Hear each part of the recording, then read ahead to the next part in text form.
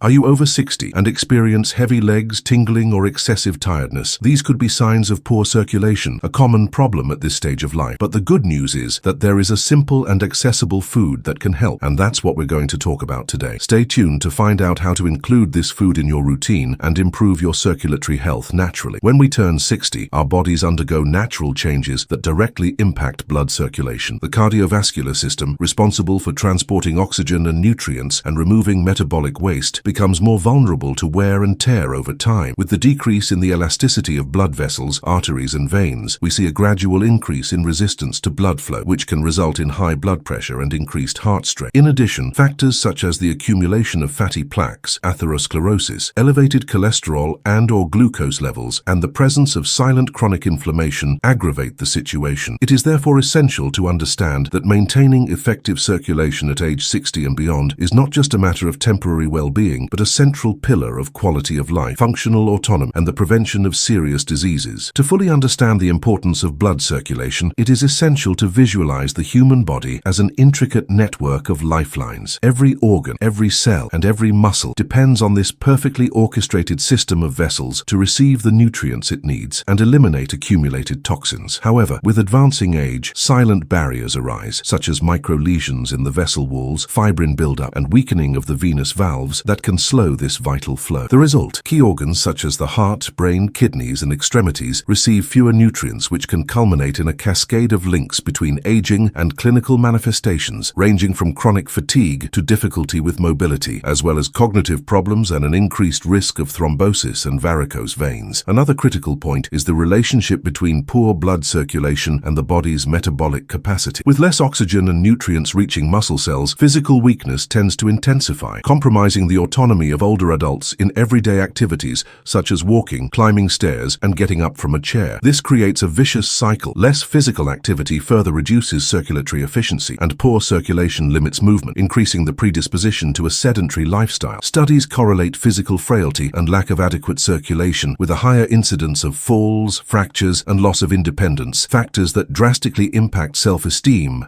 and quality of life. In addition, we cannot ignore the psychosocial aspect. By the age of 60, many people have accumulated experiences, stories, and desires for healthy aging. When there are persistent symptoms such as swollen legs, excessive tiredness after mild exertion, a feeling of heaviness or tingling, frustration, and a feeling of limitation may arise. This emotional wear and tear, in turn, has a negative effect on mood and willingness to maintain healthy habits. Recognizing circulation as a priority issue is also a way of reaffirming the value of autonomy, mental health, and the pleasure of remaining active, socially engaged, and in charge of one's own life projects. Healthy blood circulation also plays a key role in the immune system. Proper functioning of the blood vessels allows white blood cells and antibodies to reach sites of inflammation or infection quickly and effectively. In situations of compromised blood flow, this immune response can be impaired, exposing the body to greater risks of infections, including respiratory infections, and hindering recovery from illness. Thus, improvements in circulation help strengthen the body's natural defenses, reducing hospitalization time and complications in acute health episodes. It is also worth remembering the importance of this mechanism for brain health. Over the years, reduced cerebral microcirculation can lead to subtle cognitive decline, decreased attention span, slow thinking, and short-term memory difficulties. In more severe cases, this condition can contribute to the onset or worsening of conditions such as dementia. Therefore, optimizing blood flow is also a preventive and protective strategy for mental function, aligning body and mind with the same purpose of maintaining quality of life and cognitive autonomy. Finally, adequate circulation reduces serious vascular risks, such as heart attacks and strokes. As the heart works against increasing resistance in the vessels, overload can occur, leading to acute events. Blockages or thrombosis in the cerebral arteries, often silent at first, can result in disabling sequelae or even life-threatening conditions. Ensuring good circulation through diet, physical activity, hydration, and regular medical care directly prevents these situations. Investing in circulatory health after age 60 is more than just an organic issue. It is a gesture of self-care, prevention, quality of life, a proactive attitude toward aging, and appreciation of one's own achievements. Keeping the blood flowing well means ensuring mobility, autonomy, preserved cognitive functions, strengthened immunity, and a stronger heart. This quest for efficient circulation should be understood as a commitment to oneself toward aging with dignity, energy, and freedom. Poor blood circulation, especially after age 60, rarely manifests itself itself abruptly. On the contrary, it usually gives silent, discreet signs, often confused with aging itself. However, it is precisely this subtlety that makes the issue even more important. Ignoring the signs can pave the way for serious conditions to worsen, while early recognition can mean the difference between living freely or living with limitations. The human body is wise. It sends us warnings, and when it comes to circulation, these warnings are visible, noticeable, and above all, demand conscious attention. One of the most common signs that something is wrong with your circulation is a constant feeling of heavy or tired legs, especially at the end of the day or after long periods of standing or sitting. Many people describe this discomfort as if they were carrying bags of sand in their legs, or as if their lower limbs were losing vitality over time. This sensation is linked to difficulty in venous return, that is, the process by which blood from the legs must flow back to the heart against gravity. With the weakening of the venous valves, which are structures that prevent blood from flowing backward, this return becomes slower and less efficient, generating this heaviness and circulatory stagnation that compromises not only comfort but also vascular health. Another common and often overlooked symptom is tingling or numbness in the feet and hands. At first glance, these episodes may seem simple and temporary, resulting from poor posture or fatigue, but when they become recurrent or occur without apparent cause, they signal that blood is not reaching the extremities with adequate force and volume. This loss of sensation is a direct indication that the tissue is not being properly oxygenated. Over time, this lack of oxygen can cause lesions, delay healing, and in severe cases lead to the development of ulcers and necrosis, especially in people with diabetes. Another classic sign of poor circulation, often visible to the naked eye, is swelling in the ankles and feet. Fluid retention in the lower extremities can have many causes, but one of the most common after age 60 is venous insufficiency. Blood that does not return properly to the heart accumulates in the vessels of the legs, causing fluids to leak into the tissues. The result is